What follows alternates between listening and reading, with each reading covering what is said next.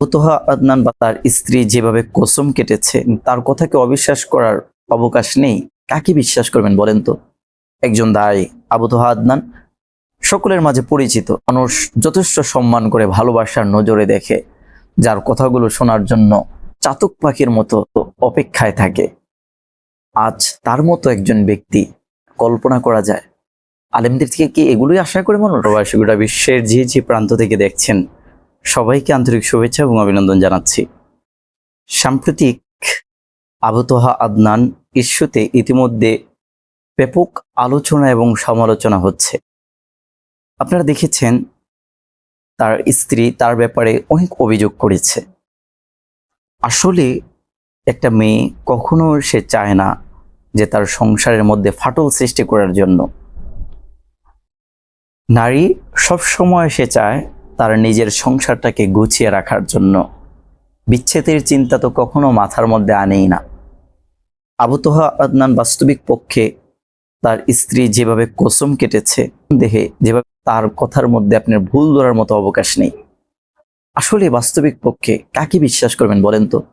একজন দায়ী আবু তোহা আদনান সকলের মাঝে পরিচিত, যথেষ্ট সম্মান করে ভালোবাসার নজরে দেখে, যার কথাগুলো শোনার জন্য চাতক পাখির মতো অপেক্ষায় থাকে। আজ তার মতো একজন ব্যক্তি কল্পনা করা যায়? আলেমদের থেকে কি এগুলোই আশা করে মানুষ? কি হচ্ছে এগুলো? আপনারা দেখেছেন তার ওয়াইফ একটা ভিডিও ইতিমধ্যে সোশ্যাল মিডিয়াতে শেয়ার করেছে, যেখানের মধ্যে সামনে কিছু মহিলা দেখা যাচ্ছে পরিপূর্ণ পর্দা আবৃত্ত, পিছনে একজন মহিলাকে দেখা যাচ্ছে সে খিলখিলে হাসতেছে, ইশারায় কিছু দেখাচ্ছে। কি এগুলোর নাম কি দিন প্রচার?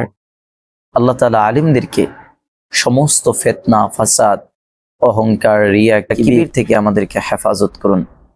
আবু তোহা আদনান ওনার উচিত ছিল তার ওয়াইফকে মূল্যায়ন করা। গুম হওয়ার পর তার স্ত্রী সাবিকুন নাহার অগ্রণী ভূমিকা পালন করেছিলেন। তার মতো অগ্রণী ভূমিকা পালন করতে আর কাউকে দেখা যায়নি। কিন্তু এটাকে যদি স্বীকার না করেন, বস্তুপক্ষে আপনি স্বার্থপর ছাড়া আর কিছুই হতে পারেন না। দেখুন, মানুষের দুইটি রূপ, একটা হচ্ছে প্রকাশ্য রূপ আর একটা হচ্ছে গোপন রূপ। আজ আবু তোহা আদনানের যে বিষয়টা, এটা কিন্তু গোপন রূপটাই। আর একটা ব্যক্তির সবচেয়ে বেশি গুমর, সবচেয়ে বেশি ব্যক্তিগত তথ্য জানে তার স্ত্রী। আপনার প্রসঙ্গে সবচেয়ে বেশি জানে আপনার স্ত্রী। কিন্তু আজ এগুলো কি হচ্ছে?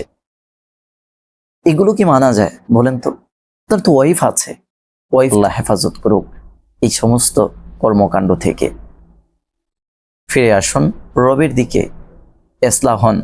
ইনশাআল্লাহ আপনাদের থেকে জাতি অনেক কিছু আশা করে। ইনশাআল্লাহ অবশ্যই জাতি আপনাদের থেকে ভালো কিছু পাবে, ইনশাআল্লাহ আশাবাদী। আবু তোহা আদনান ভাই তার ভুলভ্রান্তি থাকতে পারে, এই জন্য খোলাসা করে সম্পূর্ণরূপে ঘরের মধ্যে এটা মীমাংসা করার জন্য চেষ্টা করেন। ইনশাআল্লাহ অবশ্যই ভালো হবে। আজকের মতো এখানে বিদায় নিচ্ছি। সকলে ভালো থাকুন, সুস্থ থাকুন। আসসালামু আলাইকুম ওয়া রাহমাতুল্লাহি ওয়া বারাকাতুহু।